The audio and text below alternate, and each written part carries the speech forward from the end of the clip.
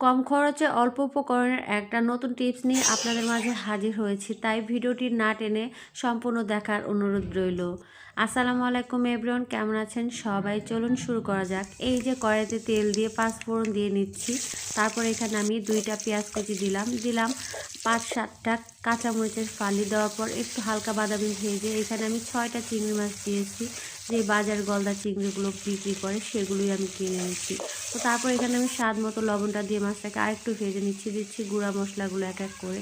Half চামচ হলুদের গুঁড়া, হাফ চামচ মরিচের গুঁড়া, হাফ চামচ ধনিয়া গুঁড়া, সাথে হাফ চামচ জিরার গুঁড়া। মশলাটা যাতে পুড়ে না যায় দিয়ে দিচ্ছি একটু পানি। পানিটা দেওয়ার পর আমি ভালো করে নেড়েচেড়ে মশলাটাকে মিক্স করে 2 মিনিটের মতো কষিয়ে নেব।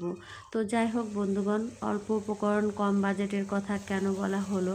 আসলে আমাদের মতো যারা মধ্যবিত্ত পরিবার আছে তারা হয়তো অনেক বেশি মাছ কিনতে পারে না, কিন্তু বাজার কিন্তু আমাদের জন্য একটা সুবিধা রেখেছেন। আমাদের 150 গ্রাম 250 গ্রাম মাছও কিন্তু বিক্রি করে এখন আমাদের কাছে। তো এই যে আমি এখানে অল্প উপকরণ অল্প বাজেটের মধ্যে মাছ কিনে নিয়ে এসে আমার ছেলের জন্য মজাদার তরকারিটা রান্না করে নিচ্ছি। আর এই টমেটোগুলো আমার গাছের লাগানো টমেটো। তো টমেটোগুলো আমি ছিঁড়তে পারি নাই, আগে ছেঁড়া হয়ে গেছে, যার কারণে ভিডিও করতে পারি নাই। আর এই যে এদিকে আমার কিছু লাগানো ধনিয়া পাতা।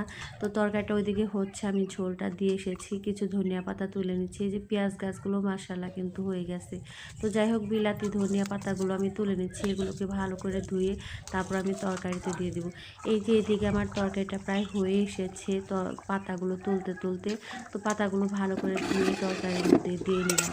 আমার অল্প বাজেটের মধ্যে অল্প উপকরণ দিয়েই কিন্তু মাশাআল্লাহ আলহামদুলিল্লাহ আমার আজকের রান্নাটা, যেহেতু বাসায় গ্যাস নেই, আমার ছোট্ট চৌকার মধ্যেই আমি রান্না করতেছি। আমার অল্প বাজেটের অল্প উপকরণের আজকের ভিডিওটা আপনাদের কাছে কেমন লাগলো? ভালো লেগে থাকলে একটা লাইক দিয়ে যাবেন, কমেন্ট করে আমাকে অনেক অনেক ভালোবাসা দিয়ে যাবেন। আর সবাইকে শুভরাত্রি, আল্লাহ হাফেজ।